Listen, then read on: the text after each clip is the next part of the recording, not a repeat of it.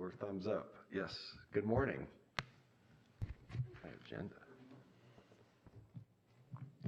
We'll officially call to order the regular meeting of the Coachella Valley Water District Board of Directors. Today's June 8th, 2021. And would you please stand and join me for the Pledge of Allegiance? I pledge allegiance to the flag of the United States of America and to the republic for which it stands, one nation, under God, indivisible, with liberty and justice for all.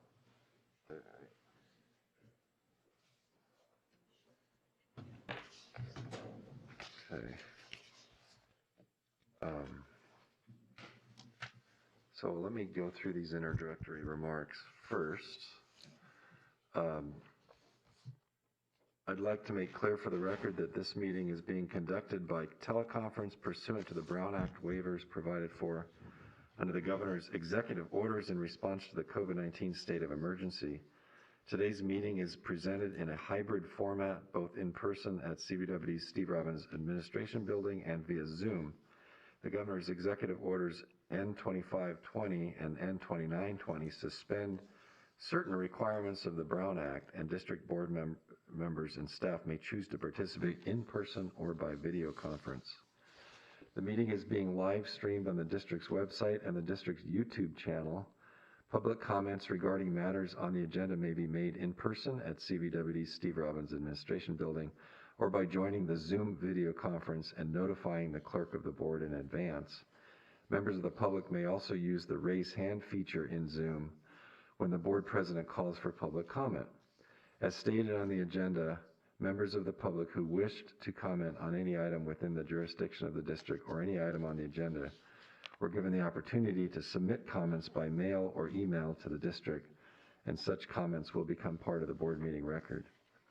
If you are attending this meeting in person and frankly don't see anyone at the moment, you can come up to the microphone, maintain 6-foot distancing between other people, and follow the arrows on the floor for the west exit. And the clerk will report at this time if general public comments have been received. Good morning, Mr. President. We do not have any general public comments or requests for general public comments, either in writing or participants via Zoom at this time. Okay, I imagine we have some for the public hearing, but not for general, is what you're saying. Currently, I do not see any members logged in. There were several that requested the information, and I'm just getting a note from a staff member that we have someone trying to get information, so we may have some between now and the start of the hearing.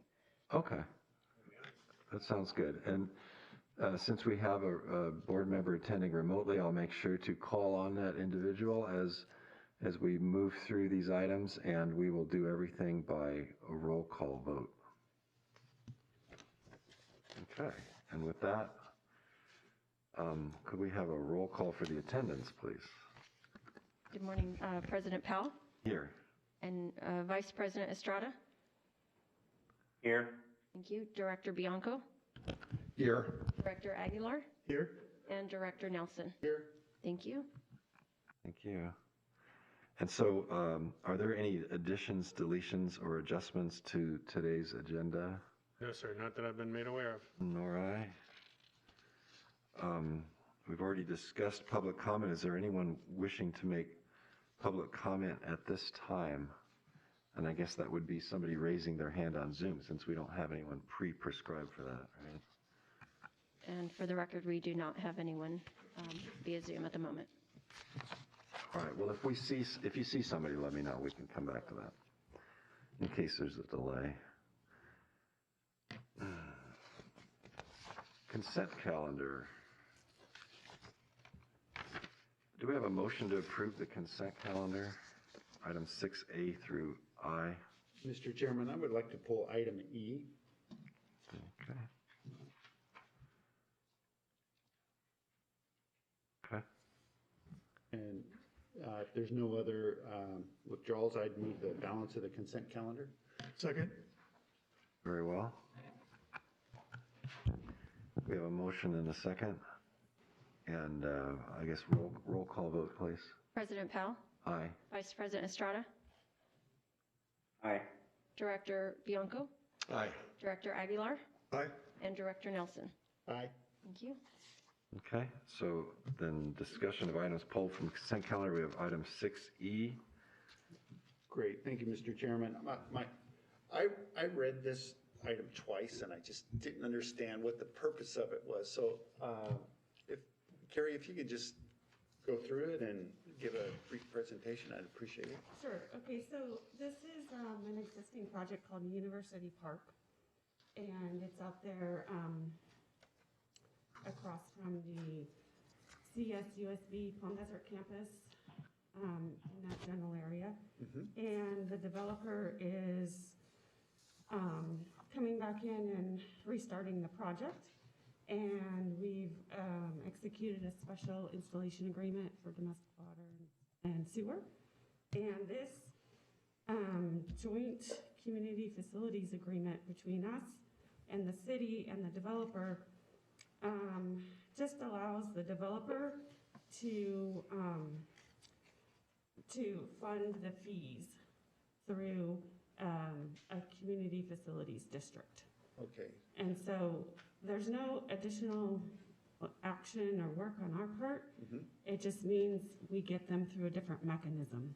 okay, so they'll be supplying those fees through the backup system, facility Right. charges, the imported water supply charges, exactly. all of the fees that we normally handle. Right, But it'll be put into a district that will then be paid over time. right, Okay, right. all right. That's what I thought it was, but I Yeah. just wanted to be clear about that. Yeah. Fair enough, so. And we have a similar situation, the same type of agreement with Pulte for the project in Rancho Mirage, the one across from the casino there. Yeah. Okay, great. So. No, that's good enough for me. I can move approval. Second? All right, thank you, Carrie. It's a pretty good explanation. Yeah. All right, so there's a motion and a second to approve item 6E. And roll call vote, please. President Powell, Aye. Vice President Estrada, Aye. Director Bianco, Aye. Director Aguilar, Aye. and Director Nelson. Aye. Thank you. 5-0. Passed. And so on to 8A, which is our public hearing. At this time, staff will provide a presentation on the adoption of domestic service rates and charges for fiscal years 2022 to 2026 and approval of ordinance 1441. And following the presentation, we will open the public hearing. Making the presentation this morning is Jeff Keel, Director of Finance. And if I could just say, I mean, what we will be considering as far as the rates go is the rates for the upcoming fiscal year. So we're not necessarily deciding rates for years beyond that. And I think that kind of gets lost in some of this. But I just want to be clear on that every year around this time of the year, we will be approving rates for the following year. Yeah, so go ahead. Yes, that's correct. Yeah. Good morning, President Powell, members of the board. If you'd indulge me for the benefit of the viewing public, I would like to go over a couple things regarding today's public hearing and action item.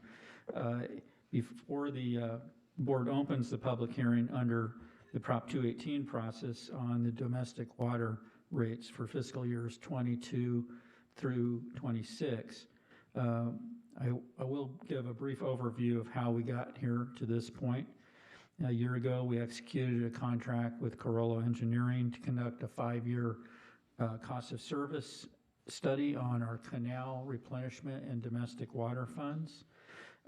Those lines of business are due for analysis through fiscal years 2022 through 2026.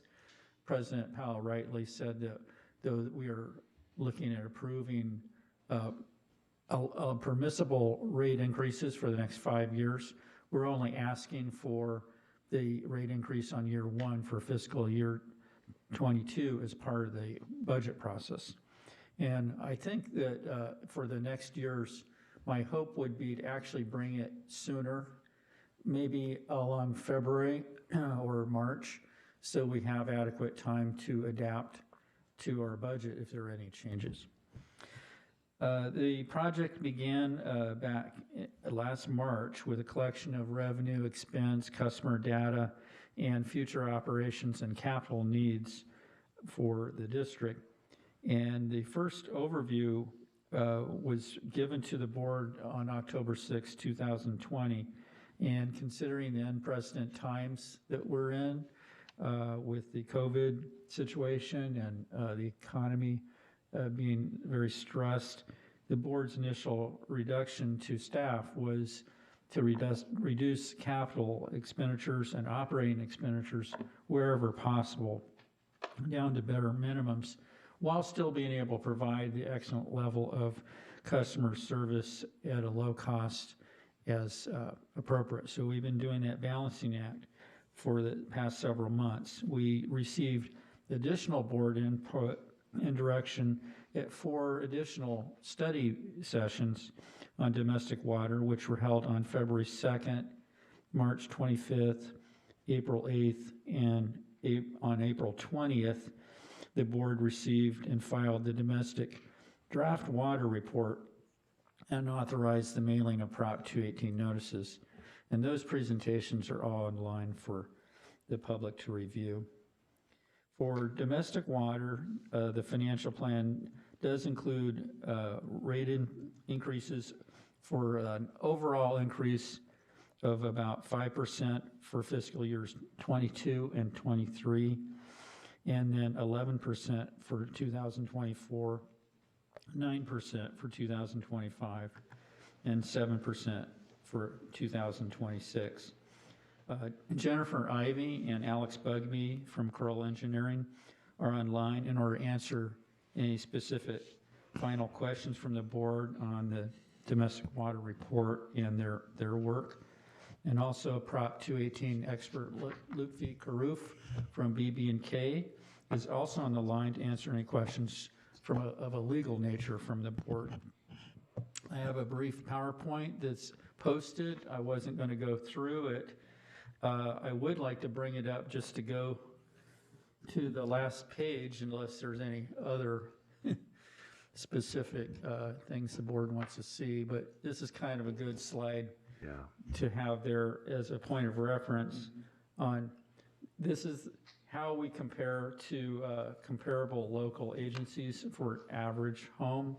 And as you can see, that this chart indicates we have been, we are below all of the other agencies in the area. And even if these agencies didn't do anything, which is doubtful, even after first 4 years of rate increases, we would still be below the next lowest rate. So I think that's an important point of reference for the public. So with that, I'll just entertain any questions from the board.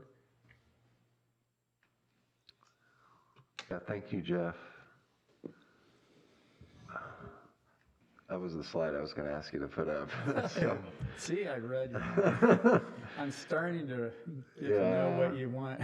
You know, and I know we run our own business here, and we're not going to do anything because somebody else does something, and we're not going to raise our rate because somebody else is higher. But we do live in the same environment as far as wages and the cost of energy and the cost of water. And so the only way that we can stay lower, and I think that's what we're charged with as a board, is to keep our rates low. It's in somewhere in our mission, is if we constantly put pressure on staff to be efficient. You do a good job at that. I think we've done a pretty good job of that, but it's a constant battle. And you know, this process shows you how important it is that we have an elected board that is answerable to the people, where, you know, the first cut at this cost of service study, and I'm not finding fault with these guys, I thought they did a good job, but the first cut had massive rate increases in it, right? Because when you look at it from the perspective of a consultant or staff, I guess you don't have the same critical eye of how can we make this as efficient as possible and avoid increases if at all possible.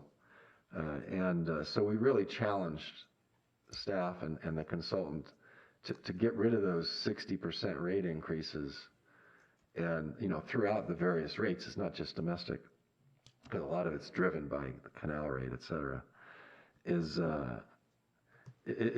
I want to say thank you to the consultant and to staff for listening and for responding and being flexible and figuring it out, right? So that we still have rate increases, and I wish we didn't, but we don't have those massive ones that we originally thought we were going to be stuck with, so. And I'll just, one quick thing to add on to that.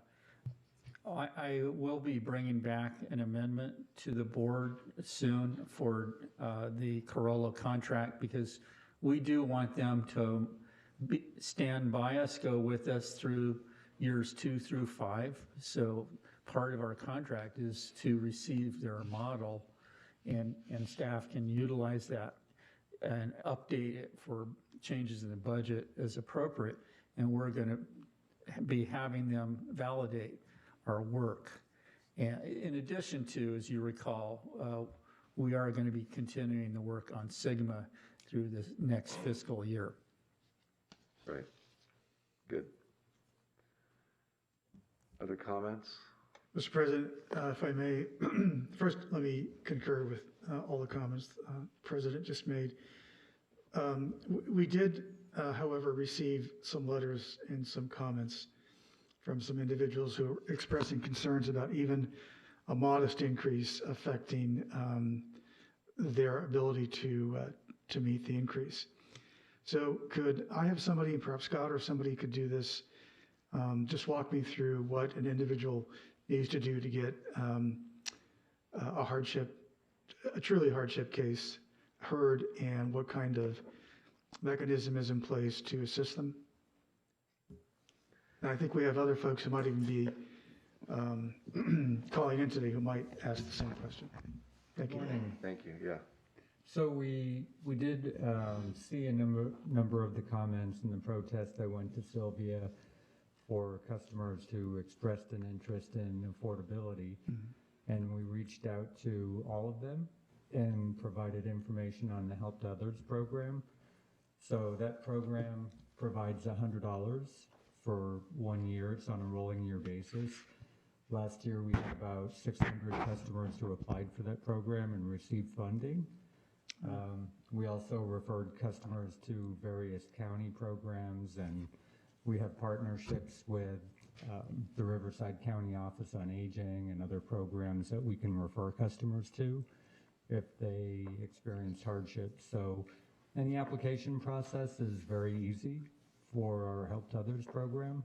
And so we looked at some of the customers, for example, our Help to Others program, even at $100, it's not a lot of money, but our rates are low. Mm-hmm. And for some of our customers, that can pay, 6 months worth of their water bills because their consumption is pretty low.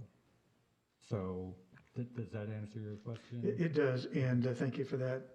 And if someone is monolingual, Spanish speaking only, how do they get help? They can call our customer service department and we'll provide assistance. Absolutely, and we do that on a routine basis. Great. Did you say 600 people took advantage of that? Yes. That's fantastic. Yeah, it really is.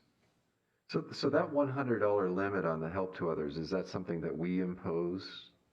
Yes. I mean, what if we wanted it to be 125 or something like that? I mean, is that something we could do? Do you think there's room? Absolutely, yes. Is there room for that, do you think? I think there's room for that. I think there would be room to accommodate this rate increase into, an increased. I mean, to get a sense of the magnitude. I mean, I think if you're being efficient, what's the lowest category? Excellent, right, if you're being excellent. I knew it wasn't efficient. Efficient is good, but excellent's better, yeah, okay. If you're excellent, meaning you're living within your indoor water budget, then your rate increase with a 3/4 inch meter is over the course of a year is gonna be somewhere around $50, a little less than, close to $50, right? No, well, I don't know about that. It's $5 a month, No, it's not quite that much a month. 8 to 13. It's $5 a month. Well, it's not, yeah, So it's 60.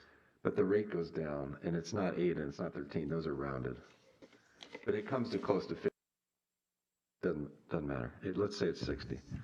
But, so the Help to Others program currently offers $100 a year. So the rate increase is around 50 or 60 for somebody who's excellent. You know, I mean, I'm just wondering, maybe we should look in the future at raising that annual cap on the Help to Others, if there's room to do it. Well, and recently Desert Water increased theirs from 100 to 200.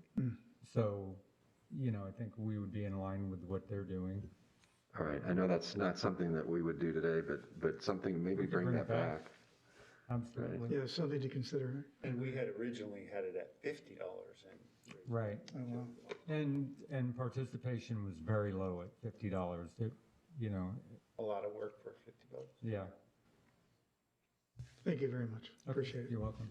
I'll just take the opportunity that, you know, that fund, we can donate to that fund through the United Way, the Help to Others program, designate our donations to Help to Others in the Coachella Valley Water District, because there are help to others for other cities as well, like Desert Water Agency, like you Right. mentioned. So you can designate that, and our company matches, so that's a added plus too. So I know a lot of you are with the district, but that's a great place to invest in the community, I think. Okay. Vice President Estrada, I just want to make sure you have an opportunity to weigh in at this time. I don't have any further comments. Okay, Thank you. thank you.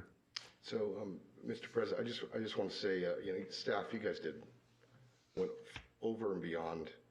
I will make for Corolla, I think they did a great job too. My criticism would be that the tiers, I don't think the tiers were brought to us early on enough for us to really look at those tiers. I'm not happy about the way the tiers worked out and how that was brought to my attention, or it seemed to be brought. Maybe it was my bad that I should ask more questions on the tiers earlier, and I probably underestimated the fixed charge. I probably would have liked to seen the fixed charges go up at a slower rate than 61% from one year to the next, because that's a big jump. You know, for all that said, you guys know how I'm going to vote on this. I know we've worked hard on this. I'm still just not comfortable, and if I'm not comfortable, I'm not going to go with it. So, but I was close. So. That's good to know. So we'll get maybe half a vote out of you. Maybe an abstention. I appreciate the comment. All right, so why don't we get into it then? This is the time and place fixed for the public hearing on the proposed rate increase for domestic water for fiscal years 2022 to 2026, which is being held in accordance with the procedural provisions of Prop 218. Clerk Bermudez, have we completed proper notification of this public hearing? Yes, Mr. President, notice of the public hearing and the proposed rate increase was given by direct mail to property owners and tenants of real property who may be directly liable to pay the charges for domestic water by legal publication in the Desert Sun. For proof of proper notice of this hearing, we have the United States Postal Service Consolidated Postage Statement sent via standard mail and proof of publication from the Desert Sun and the affidavit of posting. Thank you. And Council Frey, would you comment on the purpose of today's hearing? Yes, Mr. President, the requirements of Prop 218 are being followed. The date and time of this public hearing is not less than 45 days after the mailing of the notice. The purpose of the hearing is to hear oral testimony and to consider written protests concerning the proposed ordinance, which would authorize the adjustments to rates. The customer or property owner is not required to provide oral testimony in order to submit a written protest. Written protest must specify that it is being submitted in protest, include the customer's or property owner's name, parcel number, and/or service address, and it must be signed. If written protests against the proposed rates are presented by a majority of the owners of the identified parcels, the board may not impose the adjustments to the rates. If written protests against the proposed rates are not presented by a majority of the owners of the identified parcels upon which the rates are to be imposed, the board may then proceed to approve or adopt the ordinance with the proposed adjustments. As explained in the 218 notice, the publications, and the agenda for this meeting, the individuals wishing to address the board were given the opportunity to provide written comments in advance of the meeting via mail or email, and individuals may provide public comment during this meeting via telephone or on the online meeting platform. Any protest submitted via email must include an image of the protester's actual signing of it, and the protest must be received by the district prior to the close of the hearing. Thank you. Thank you. All right, so at this time, I hereby declare the public hearing open and will request that those wishing to speak, please give your name and property location and limit your comments to 3 minutes. We'll now hear from anyone who wishes to come forward. And that would include anybody online who has their hand raised, if any. So if, I would like to speak. so we'll go through it. Yes? Ready? Okay. I'm on the phone. So if I may, I have so far 3 individuals, and I have you in order as you've come in, so I will call upon you, and then you can provide your 3 minutes of testimony. The first individual that I have speaking would be Jenny. Jenny, you will have 3 minutes. Hi, my name's Jenny Bate. My home is located 994 Seacrest Place, Salton City. My first comment is that this meeting has been very difficult to attend. The notice by mail did not include exact information how to get here. On the website, there was a web page, but no way to get to the Zoom meeting, and the phone number given went to voicemail. Secondly, you said earlier, I can't remember which was on, one of you said earlier that the lower, the single family 33/4 inch would only have like a 5-10% rate increase. But from the calculations of my bill, it's going to be more like a 25% increase. Whereas the larger the commercial rates, 2, 3, 4 inches, are going to have a significant decrease. How can you justify that commercial rates are enjoying a decrease while single family users are enjoying a hell of a lot more increase than you've said that they would? Okay. Thank you.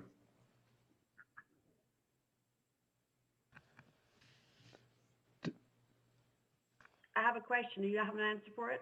Oh, I'm sorry. Yeah, so the purpose of the public hearing is not to engage in dialogue back and forth, but we do appreciate your comments, and yeah, I think that's a fair answer. I mean, the justification for the changes in rates is found in the cost of service study, which is posted along with the today's agenda on our website. And any comments or questions made that staff feels that they can address, that can be done after the close of the public hearing as well. Okay, thank you.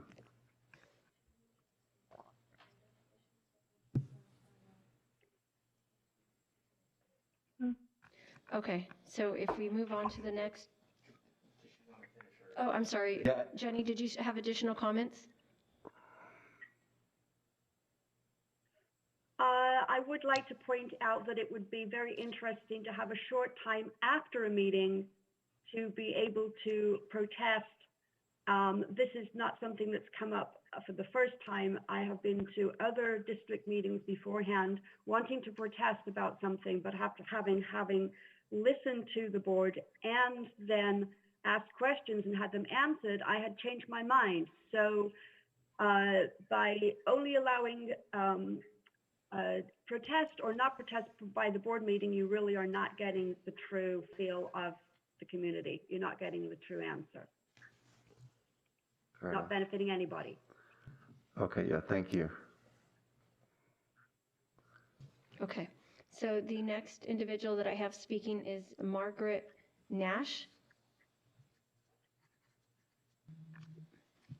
Margaret, if you could unmute yourself, you will have 3 minutes.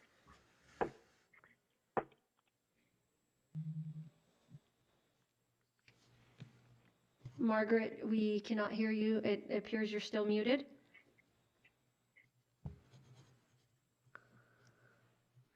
Okay, we can come back to you, Margaret. We'll move on to the third person, which is participating via cell phone. There is no number associated, but it is the 310 number. You have 3 minutes to speak. Thank you. Can you hear me? Yes, we can hear you. Can you hear me? Okay, thanks.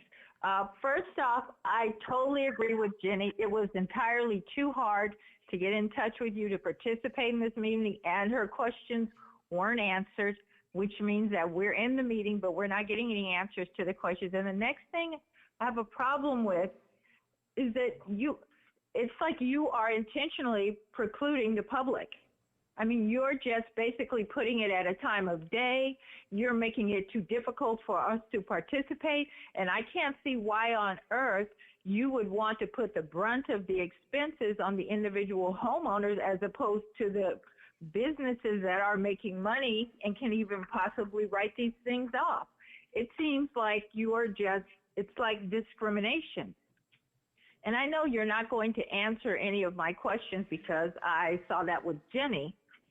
But I think that there should be some way, a better way for us as the public to deal with you, because this method is simply you're setting up the rules, you're telling us what's going to happen. And also, a big thing that I feel is that when you sent out this flyer, not only was there no way to actually participate in the meeting without trying to contact you in advance or something, but I feel like if there is a procedure for us to actually send you a notice and protest what you're doing, I think is there no reason you couldn't put a sample of that on the flyer so that we can know, oh, hey, just fill this out, maybe put our driver's license on it or something and send it back to you? Or a website that we could all go onto and sign electronically with our names and addresses to put up a protest as opposed to written would be even better. It would show us as the public how many people actually voted this down. So is there a way in the future or now that you could provide us with an electronic way to protest this where our votes would be counted, and then like I could see Jenny's count against it or for it? Is that possible? That's my question. Thank you. It's a very good point. There should be a way for you to show what responses you have from the public to all the public when they ask for them. There's no accountability without it. No accountability. And electronically, it would be easier for us as the public at any point to go online and to see it. And we might even be able to pull up this whole meeting and listen to it. Say if we're at work or something and we don't have time to participate, at least we could hear what was said. We could pull up that I don't know, YouTube or whatever it is, and see it and hear it, and then maybe put on our viral vote one way or the other. Is that possible, sir?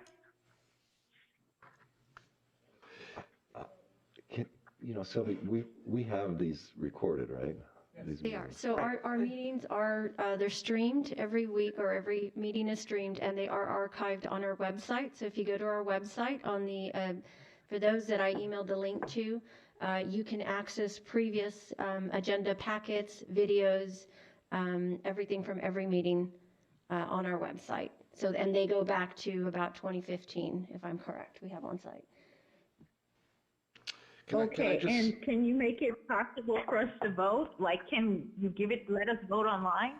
I will refer that to legal counsel. yeah, There is I a mean, process for that. If you want to get into and ask a Thank question. you. Yeah, well, I think, Jeff, you're going to comment on that, the fact that we're following state law in terms of the Right, process, right. right? So, yeah, Prop 218 by constitutional provision as well as statute mandates how written protests are to be submitted. It's not something that Coachella Valley Waters came up with, or me, or anybody else. So in terms of the protest procedures, that's in the law. I think we do provide a lot of access for people to submit comments and protests. And I think at some point today, the clerk of the board will explain how many comments and protests and follow-ups that there were. So we're going above and beyond, but Prop 218 says how written protests must be submitted. And we don't want to deviate from that and then have a challenge later that we didn't comply with 218.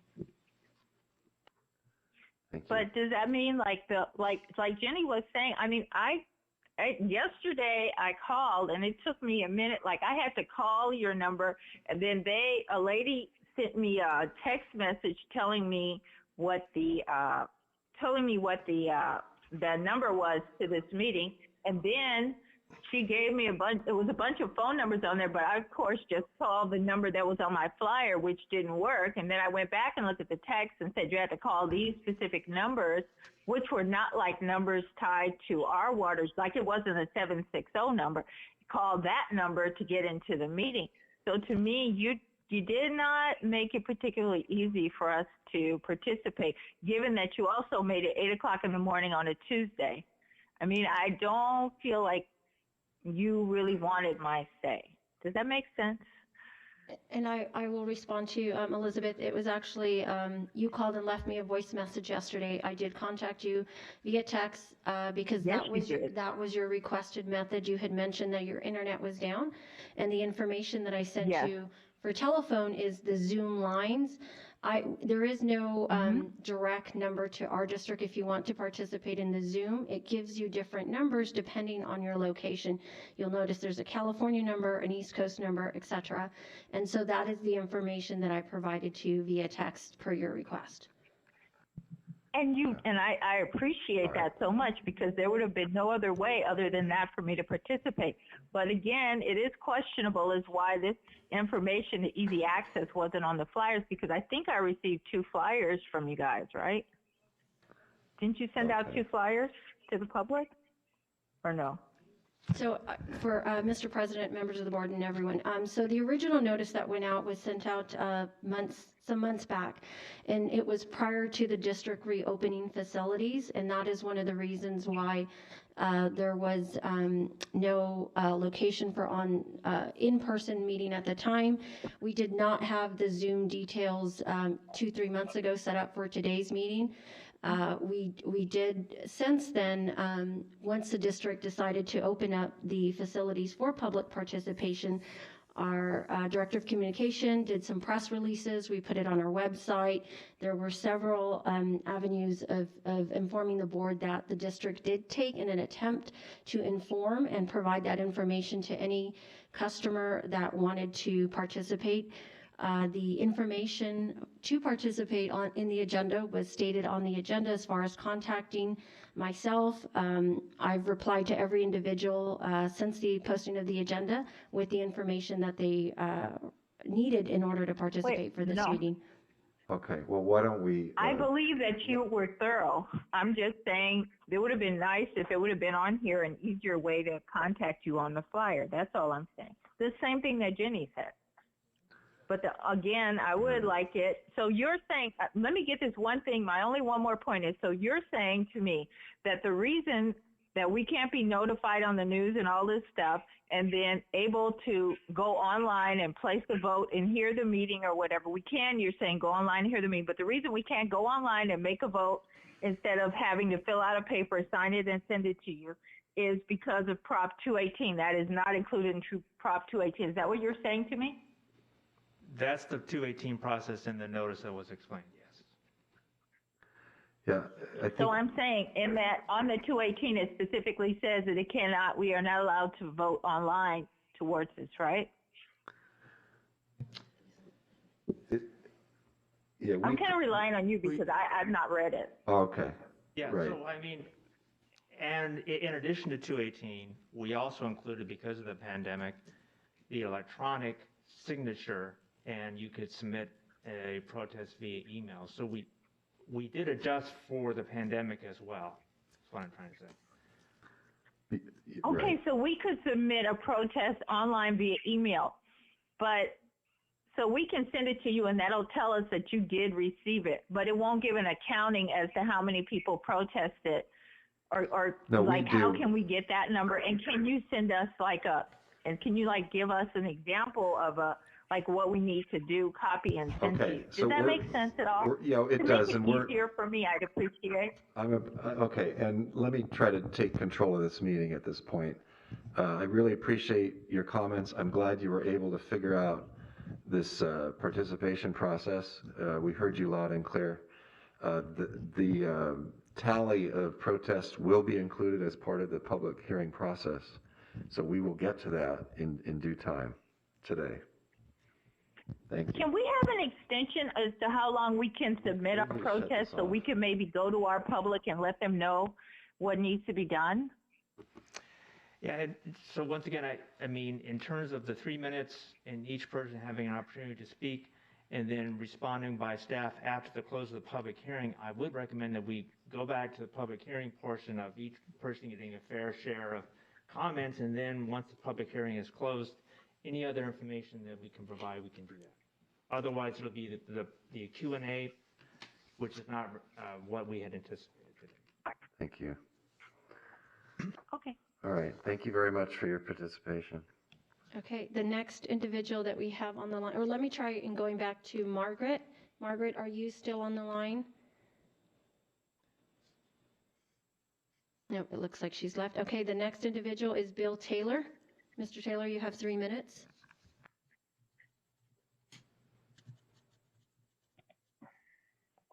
Okay, can you hear me? Yes. Okay.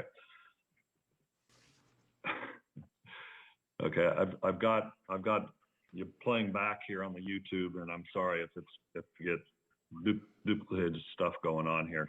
Anyway, I just wanted to call and talk just briefly. I agree with what Jenny has said here also. I think that the rates for the domestic users is out of Proportion. proportion to, yeah, thank you, proportion to the other users online here. I mean, if you're a huge user, your rates are actually going to be going down. And I understand that, a lot of the people that we have, that own property here in the valley aren't necessarily using, and it's basically just a base charge for a lot of people that aren't here. So that's not participating in the overall budget, that you're looking for to increase. But I think you're penalizing the wrong people. I think that the people that are using more water, I mean, they're and higher and larger services that have, the inch and a half, 2 inch are going down for the next 2 to 3 years, where the domestic goes up, as Jenny said, as much as 25%, when you consider the average bills for a lot of these people. And I think that, the fact that, the district has pushed and pushed and pushed, for conserving water, which I think the public has been on board with that and participated in that as much as possible, and to come back now and punish them basically because you're trying to make a budgetary and get up to where everybody else is. You need to gratify these people a little for the fact that they have participated and reduced their usage substantially during these times, and we're heading back into another drought now. And or been in a drought for many, many years now. And I've lived in two places that, we were always under some form of water moratorium. Even though the last place I lived, we were at the base of the headwaters for, Los Angeles. And, we were always under water restrictions for, the 22 years that I lived there. And I don't think that, coming back, I'm going to, circle back here to, raising the domestic service for people that have no control over that. As far as what line they have, a 3/4 inch line, I mean, that they probably inherited that, and there's just no way to change that or even have a need to change that because it's not something that they truly need. But it just seems like you're punishing the wrong people. All right. Thank you, Mr. Taylor. You're welcome. Thank you. Do not have any others on the line. There have been a couple that I've sent information requesting. I did have an email I've sent the individual. I just have the initials JC, so I don't have the actual name of the individual. But they asked if I may read their email. It says, I agree with the public comment about having access to this meeting. I was not able to figure out how to get the Zoom information. I would like my comment to be read to the board. I would also like to propose an alternative motion for a 1-year rate increase. Thank you. Thank you. All right. Is there any other public comment at this time? Do we have any written? Well, I know you just read a written one, but do we have any written communications?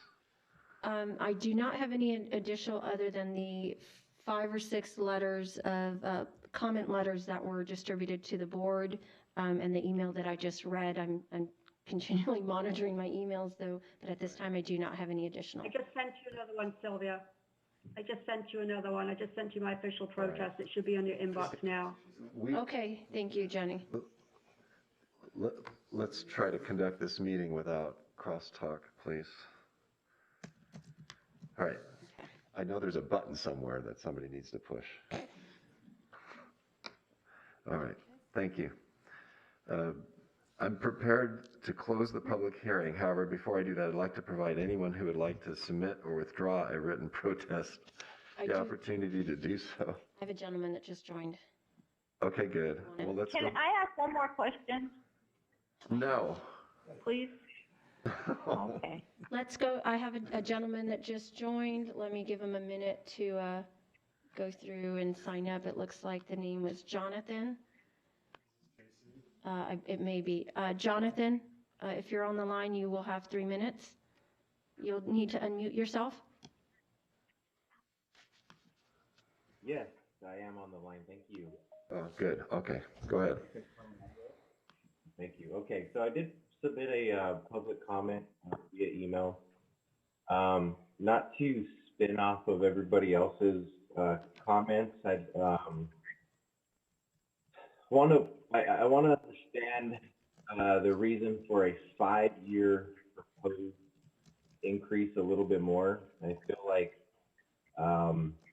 I understand the Prop 218 process can be cumbersome for the public agency to follow, so I get that CVWQ wants to try to do this one time and get a 5-year rate increase to maybe get a slower increase that may not hurt as much as a 1-year huge increase would impact everybody. However, concerned with like our economic forecast and that 5 years out from now, whatever we're proposing for increases today still may not be enough if we have, huge inflationary periods or something like that. I just don't feel like confidence in a 5-year financial forecast in today's times. My recommendation was maybe for another board member to make an alternate motion for a single year increase, which I think can be accepted a lot more by the public than a 5-year proposed increase. That 1-year increase could be justifiable and understandable with the evaluations that you've already done. I do point out, I do want to echo a little bit because it is a big note that I did see in my review was the extremely high increase for basically single family home owners as opposed to multifamily homeowners and commercial businesses alike. It looked like the hugest increase was to, you know, the middle class Joe like myself, you know, putting out the brunt of the bill. So I would like maybe some reconsideration there. But my main point is I feel like the 5-year increase is too lofty of a goal. And I would even offer a alternate 1-year proposal. Thank you, Board, for the time. Yeah, okay, appreciate that. And just to go back to some of our earlier comments when we started this process, it is only a 1-year rate increase. So we will be considering the 2nd year increase sometime next spring.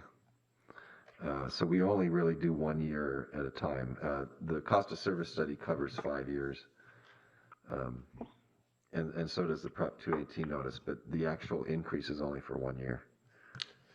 And it also should be noted that the 5 years of proposed increases is the maximum that CBWD can increase your bill for the next 5 years. So next year, the board could decide not to increase the bill, but on the following year, you could. But the most we can go, the very, very maximum is what we have sent you. And so that's very important. Yeah, without having to redo a lot of things. Without having to redo. Yeah. And then the other thing about just for the people who are listening, I get what they're saying about the fixed meter charges. I get it. Commercial versus residential, I get it.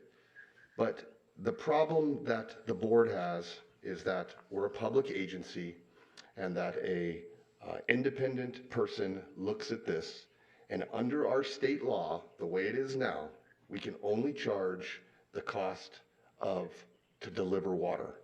And so we can't arbitrarily, as board members, just change things to make it more expensive for commercial and less expensive for, I mean, I wish we could, but under state law, this is the way it has to be done. So our hands are tied there. So, I get what you're saying. I feel your pain. It's just, this is the way it works when it's a public agency, and there is no leeway for cutting corners for people who are on a fixed income or a single family home versus commercial. All we can do is on how their meter is, and that's just the way it's set up, unfortunately. So I just want to kind of make that clear. So. Okay, thank you. Did we have anybody else wishing to comment or withdraw a protest at this time? Hearing none? Okay. Somebody found the button.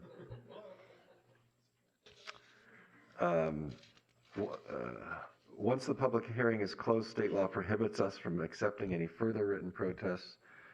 And so I think we've covered that. We've got them all in now. Wait, so I can still send my protest in via email and it'll still count, right? Well, no. It has to be received before about 5 seconds from now. We'll still read it. I'll read it. I promise you that. I mean, it's, I want it to count. Yeah. Thank you. I want to officially say don't raise my rates. Okay. So mine I should don't be know in where my to go. Julia's inbox now. How are they all on the already? There's no way for us to all right, we're going to move on. Hereby declare the public hearing closed. We will now have the written protests tabulated. Clerk Bermudez, have any written protests been received and or tabulated to date? And I'm guessing, go ahead and do the tab. I know you had to change the number a little bit. Sure. Let me get to my little script and read this part, and then I'll tally. Mr. President, 160,554 notices were sent, and 129,809 parcels have been identified that could be affected by the proposed domestic water rate increase. In this instance, a majority protest would exist if the district received 64,906 written protests prior to the close of the public hearing. Prior to the close of the public hearing, the district has received, let me just count here, 116 written protests from qualifying owners and tenants of the identified parcels. A majority protest does not exist, and the board may proceed to consider adoption of the ordinance. Thank you. And at this time then, are there any other questions or comments by members of the board? And do we still have Director Strata? I think he said he has to get off, so why don't we keep moving? No, Yeah. I'm still here. I don't have any other comments other than, you know, I know we spend a tremendous amount of time looking at this, looking at it in different ways. And I know that it is complicated to really get a sense of how the increases are being, you know, split over the different customer classes. And there's a lot of moving parts. In some instances, the fixed charge goes down, the consumption charge goes up, or even under different scenarios that, you know, depending on where you land on tier 1, tier 2, tier 3, it's when it starts making a difference. So definitely a complicated method, one that even as we spent here as board members studying for probably about a year, still very, very, very hard to kind of wrap your head around it. So I understand perhaps the frustration of not really getting a sense of what really is happening with the rate and how it could be kind of conceived that you know, when you look at the single family, you might feel like it's really that those are the customer classifications taking the bulk of the hit. But maybe we do need to do a better job, at least of maybe providing the information out there for the public. It does require the public, though, to engage and participate in the meetings as well. The meetings are archived, but it is something that I would say, at least in general, that we looked at it for a long time. It wasn't the first option that we went with, and we always kind of try to do things to make sure that it's fair, that it's equitable, and I do believe that that's what we've done here. Okay, thank you. So at this time, is there a motion to adopt ordinance 1441 authorizing increases in the rates for domestic water service charges? Mr. Chairman, before we do that, I'd just like to make a few comments. Go ahead. In regards to the alternative motion of a 1-year increase, this is a 5-year study that really looks at costs that we have within those 5 years. Need to turn on the mic. So this is a 5-year study that really looks at how the district has changed in terms of financing projects, capital projects now and into the future. So we used to be much as a pay-go district, so we paid for cash. We had the rates set where we developed large reserves, and we use those reserves for these capital projects. But now as we move into an era where we have spent down those reserves in order to maintain rates, we have a need to fund those projects that will have the beneficiaries in future years pay for those projects through bond sales and loans and to a big extent, hats off to the district, through grants. And so when you do those kinds of economic processes, then you have to look ahead a few more years to satisfy the banks and the bondholders and those types of instruments. So while we're going to approve, you know, a 1-year rate increase for the coming fiscal year, I've been on this board for about 20 years and have seen us do these Proposition 218 forecast of what the rates would be in 3 years to 5 years. And every single year, we have held the district accountable as a public board and elected members of the public to try and, not reach those thresholds, but try and be as efficient as possible by containing cost and doing only the projects that were absolutely necessary. So, hats off to the board in historical, and that's not a forecast of what we're going to do in the future, but every year we have to take a look at the economic conditions. So we'll we'll approve the 218 for 5 years, but it's not necessarily a guarantee that we're going to get up to those numbers, although likely. I tend to agree with a lot of the comments made about how difficult it is to do a protest vote, and any way we can improve that process, I think as a district, we do have an obligation to do that. One other comment I have is, as far as domestic rates and versus industry rates or irrigation rates, is I know that there's a lot of other fees that go into 1.5 to 2 inch meters upon installation, and those types of fees are appropriate for the size of meter and the backup system facility charges. The demand for those is also higher. So there's a number of costs that aren't reflected in the rates that are reflected in installation and payment of fees for just the backup, the facility charge, the facilities that we have to supply those waters.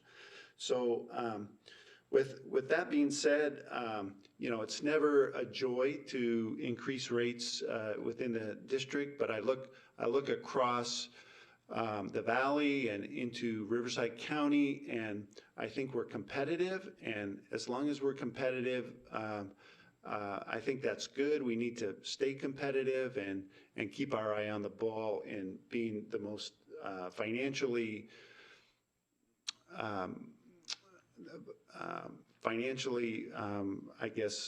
responsible to the public as we can. So with that, Mr. Chairman, I'd move approval of the Prop 218 notice that we have here.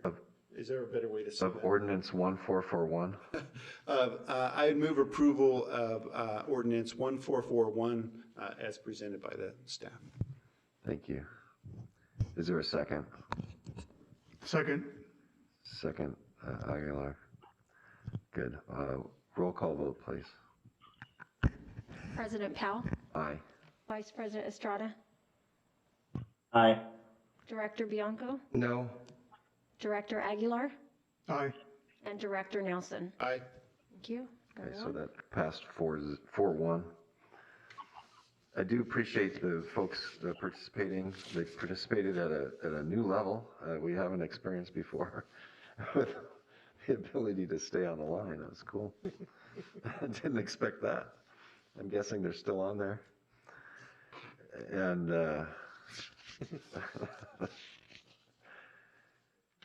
we have, let's get into the rest of the agenda then for today.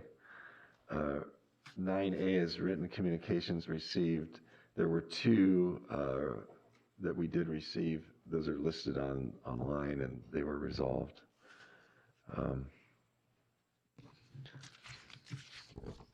9BI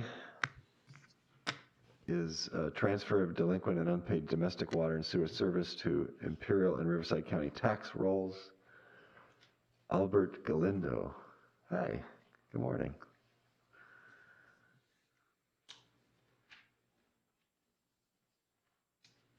Good morning, members of the board. Good morning, members of the board. I have submitted an informational item for your review regarding our annual tax roll transfer for delinquency customers. The tax roll transfer is a delinquency process that we complete every year. I know in the past you have been concerned about the outreach conducted and have included information on the informational update for your review. Yes. At this point, I can go over the presentation if you would like, or answer any questions that you may have. If there are no questions, I will be coming back in July with resolutions for your approval. You have any Right. questions? I'd be happy. No, I noticed it was a little higher. I mean, and I imagine that number is going to come down somewhat before we actually do this. I mean, do you have a sense of how much that might come down? Yes, sir. Currently, each week, we are experiencing a 10% decrease. So customers have all the way to June 30th to pay this amount. We're anticipating with the 10% decrease, that number decreasing to 265,000. So Okay. it is going to be continuing to decrease as we move Right. forward. Appreciate that. Yeah, ready with the answer. Appreciate that.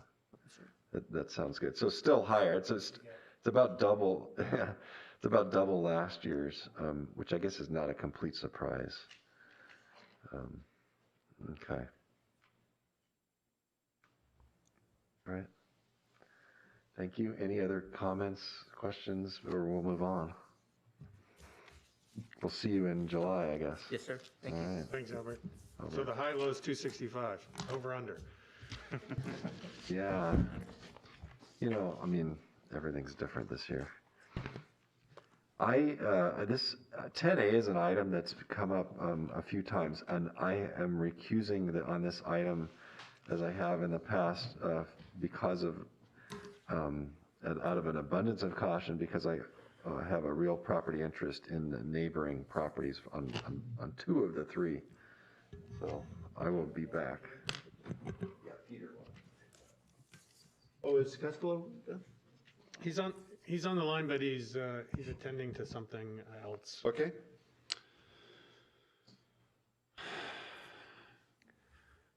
All right, we're at item A. All right. Item 10A, to approve and authorize the general manager to reject the single submitted bid for the Coachella campus roof access and ion exchange treatment plants, safety improvement projects. And Dan has a report for us this morning. Yes, good morning. So you've seen this project several times. On March 9th, the board authorized staff to go out and solicit bids for this roof safety and IXDP safety project. On April 29th, we received a single bid from Tractol, the amount of $952,382.29, which far exceeded our estimate of $480,000. Since we only received one bid and it was essentially twice our estimate, we're here to request the board authorize the general manager to reject this bid. Subsequent to this, we will work with our safety department, who will reevaluate options for this project. And we anticipate coming back at a later date to request reauthorization to go out to bid. Great, thank you, Dan. Any questions for Dan? I'll move approval.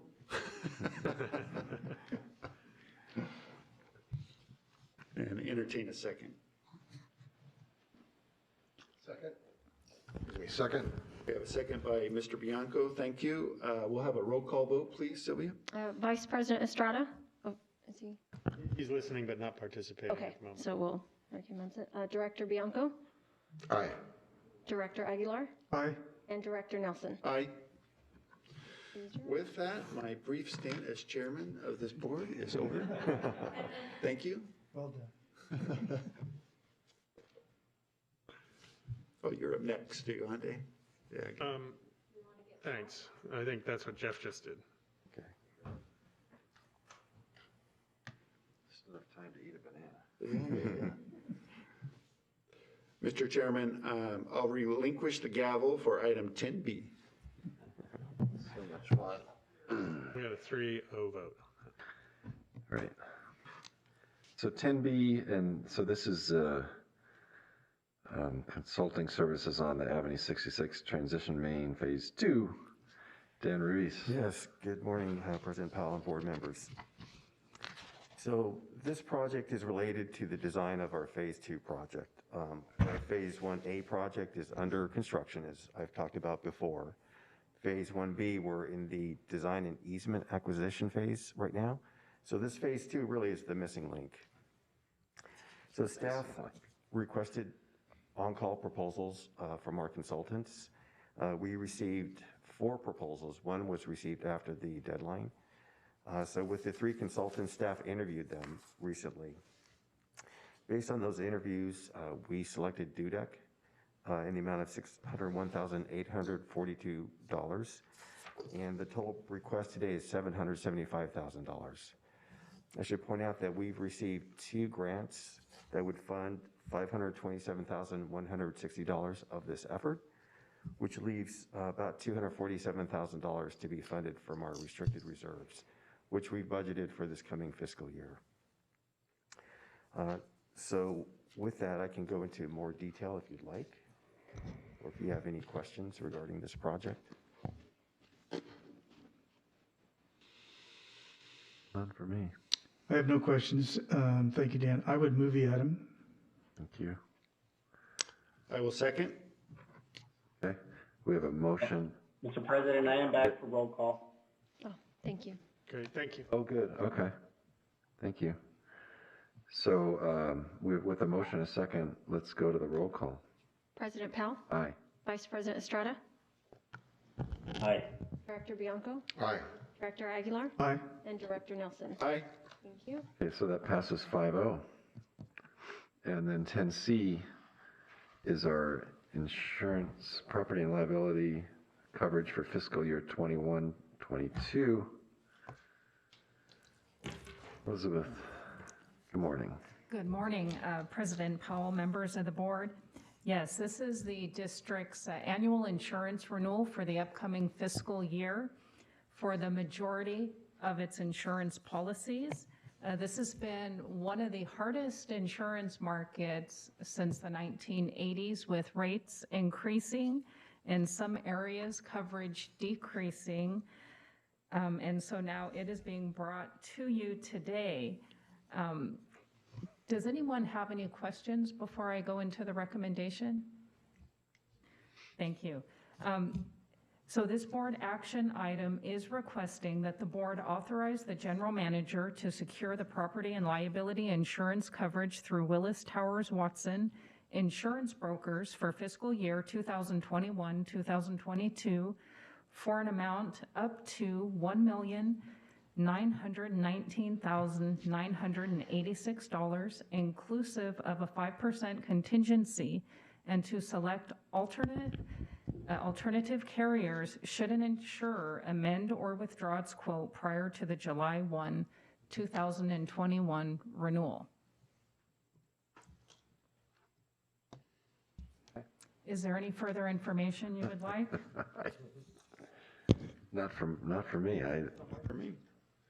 Yeah, no, you're absolutely right about the market. It's not great. Is there a motion to approve 10C? I'll make a motion. Second. Thank you. There's a motion and a second. A roll call, please. Sure. President Powell, Aye. Vice President Estrada, Aye. Director Bianco, Aye. Director Aguilar, Aye. and Director Nelson. Aye. Thank you. Thank you. Thank you, Elizabeth. Board member general comments. Why don't we start with Vice President Estrada? If any. No comments. Okay. Nelson. So I have just 2 comments this morning. One, sad to see the passing of Don Galliano with the Western Municipal Water District, just to the west of Eastern. Longtime Water District board member there, winery owner, all around good guy. And I don't know if he was a Met representative. He was. So he was good for the water industry and a super good guy. Then John and I were both attended Corky Larson's, she's on the wall in the back, memorial service this last weekend. It was a very good affair, get together with the family, and a lot of nice things said about Corky Larson, which were all apropos. And she was a tough lady. She was good for the valley, and she did a lot of things. So personal friend and colleague. So it was a nice event. That's all I have. Yeah, John Aguilar. No comment. No comment. Okay, yeah, no, that was fun. And former director DeClotz was there. Keyrans were there. The only thing that kind of struck me afterwards, they have a huge family, by the way. The only thing that struck me afterwards is they weren't very kind words to Sonny Bono. But I remember when she was running against him for the congressional seat, and they were not, she did not like him. That was kind of funny to hear. Yeah. Sonny Bono. All right. Well, that's my only comment. Yeah. Meetings. Let's get into the meetings then. May 20th. Director Strada, want to cover that? Let me see. 1 second. You have two different ones on the 20th. Let me see, the 20th. All right, so the first one was probably a meeting for preparation for a call that we were going to have with the Congressman's office related to the bill that he was proposing in Washington that would kind of address some of the issues at the Oasis Mobile Home Park. And so that meeting was in preparation to provide the office some comments from our office. And on that same day, there was the Lower Colorado River virtual tour, which I attended. I have participated in the tour in person in the past, so it was very similar. It was only just more on a virtual kind of side, but it seemed to cover the same stops as are covered in the in-person tour. And so I was able to see a video from Director Nelson, where he represented our region very well. I also, there was a video from our previous board member, Patrick O'Dowd, who kind of talked on behalf of the Salton Sea Authority. And that was that tour.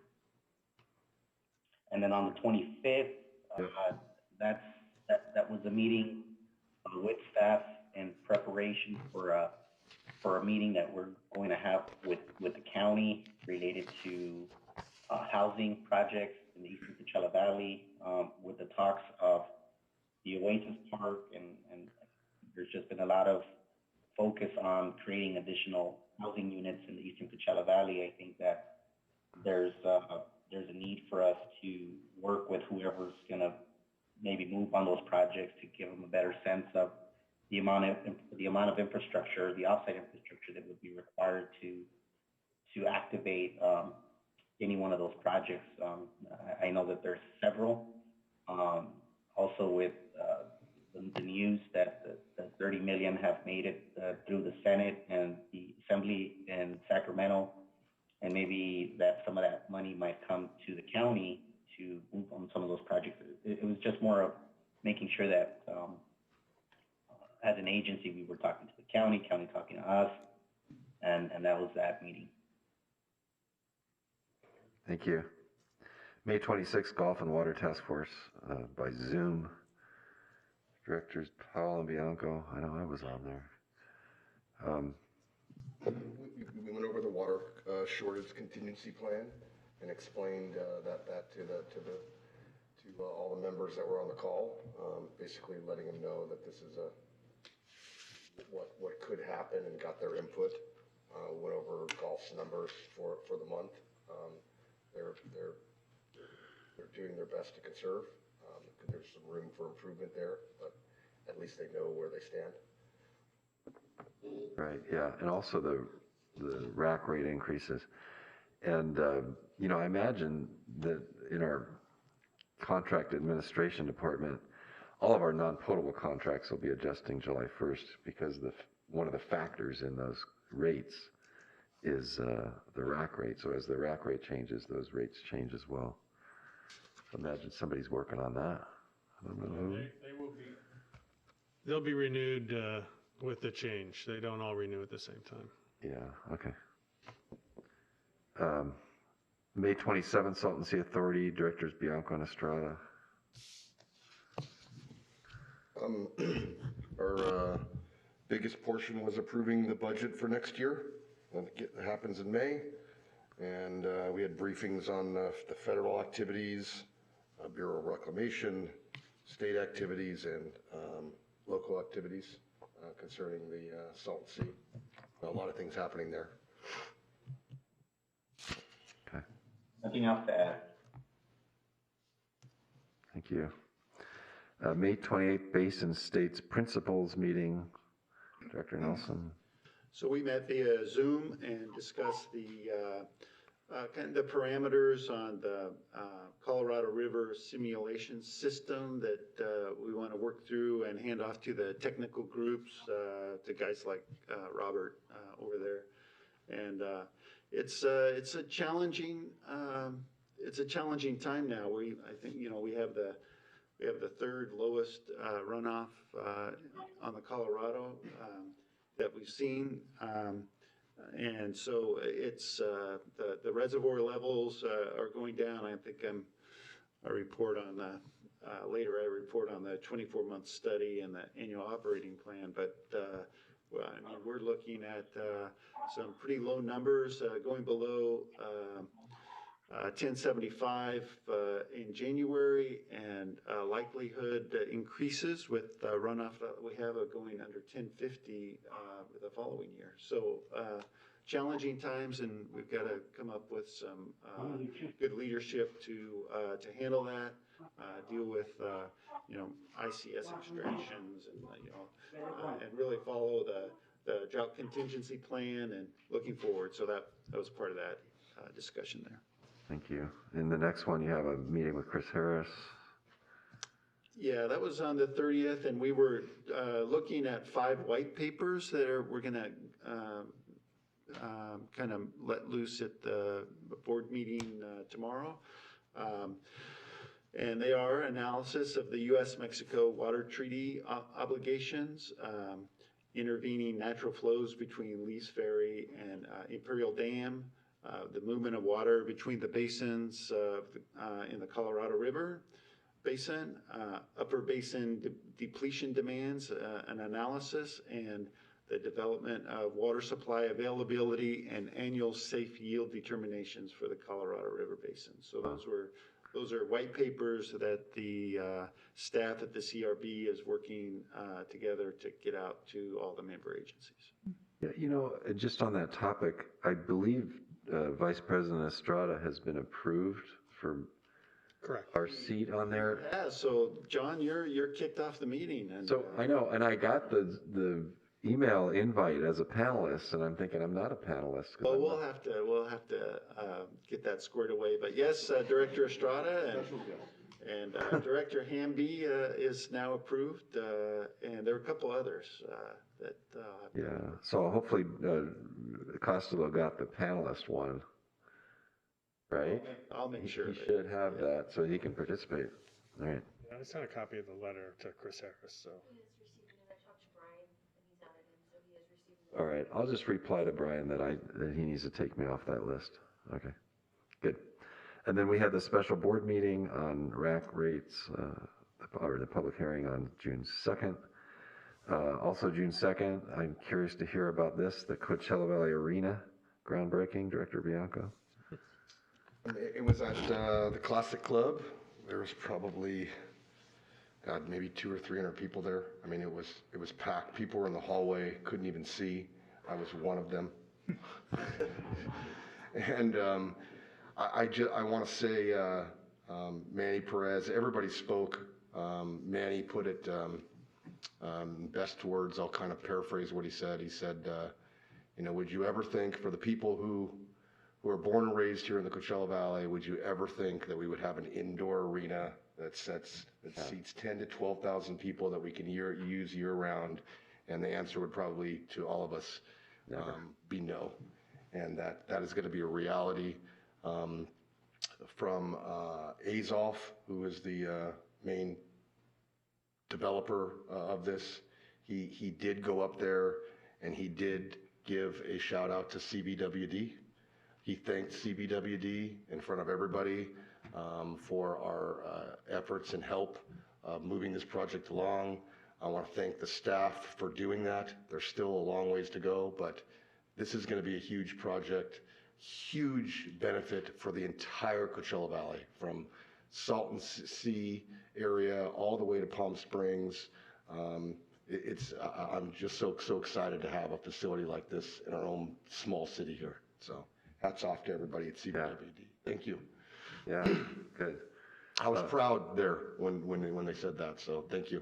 Yeah, that's awesome. June 3rd, Peter, you made reference to your AOP. Yeah, that's a Bureau of Reclamation process. They have a first consultation for the 2022 annual operating plan, and then there's a second and third.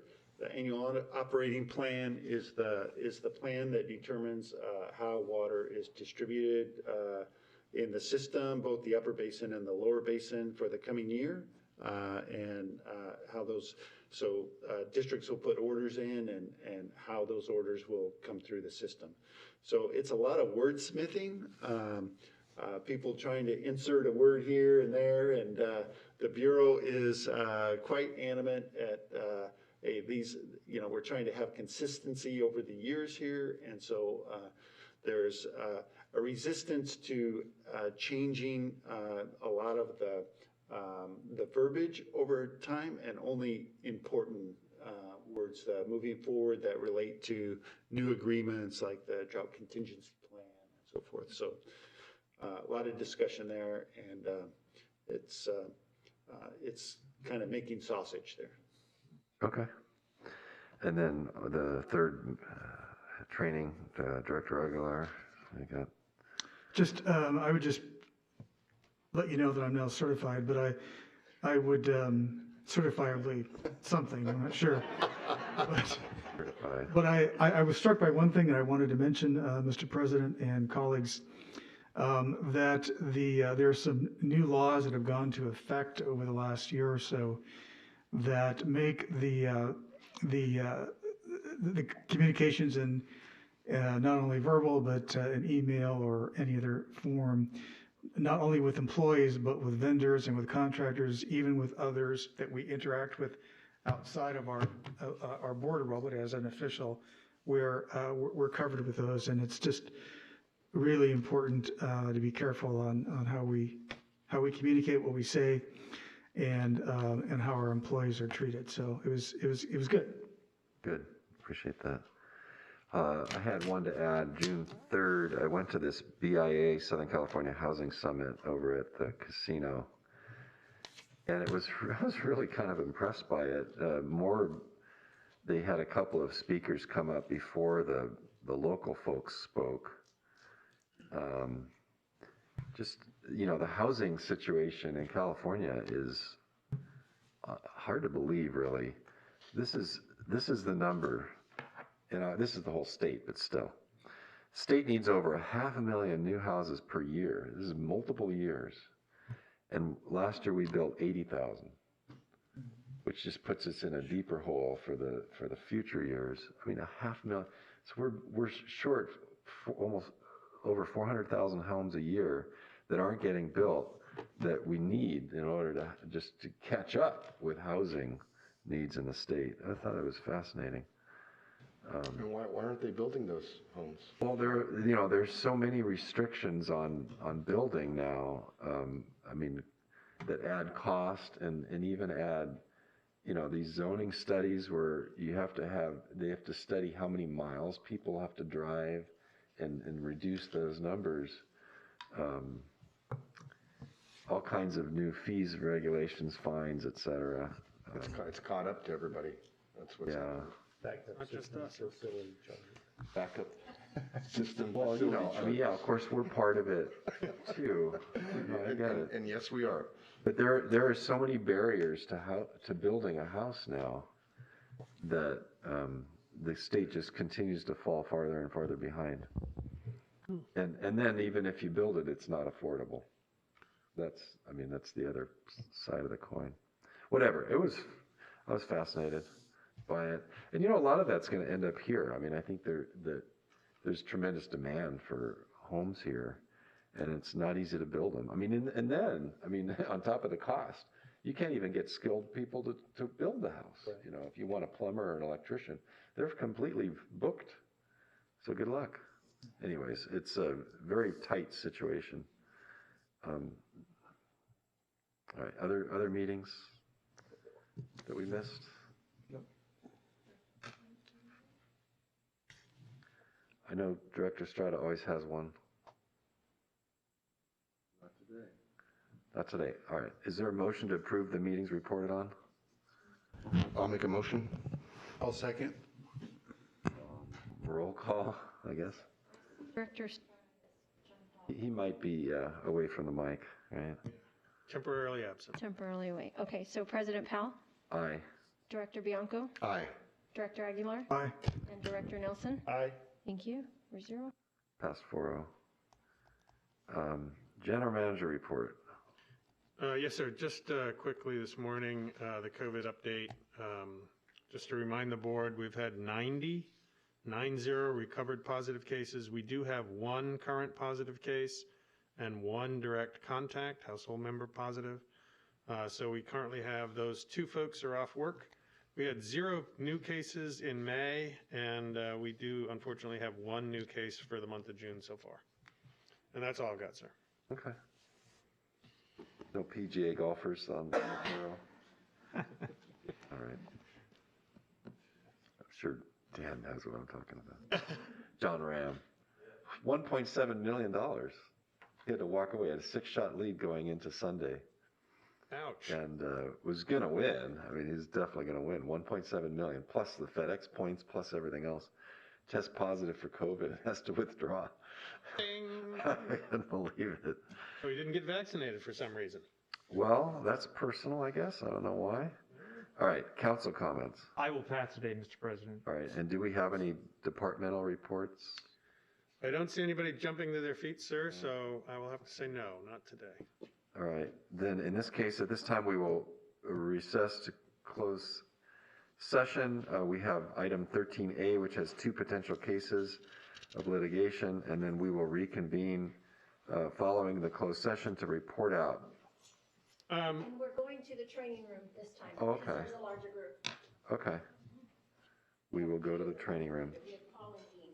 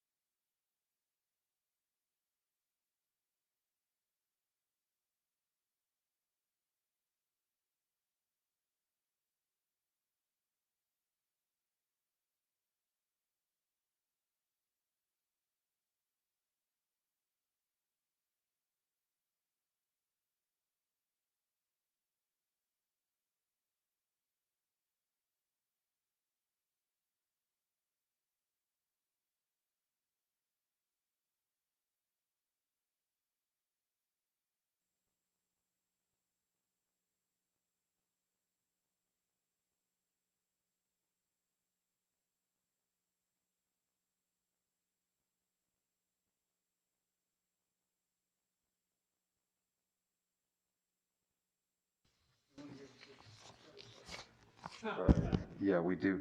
So regular meeting is reconvened. We do have a reportable action, and Jeff Ray is going to speak on that right now. Yes, Mr. President, the board met in closed session on 2 potential cases of anticipated litigation under 54956.9.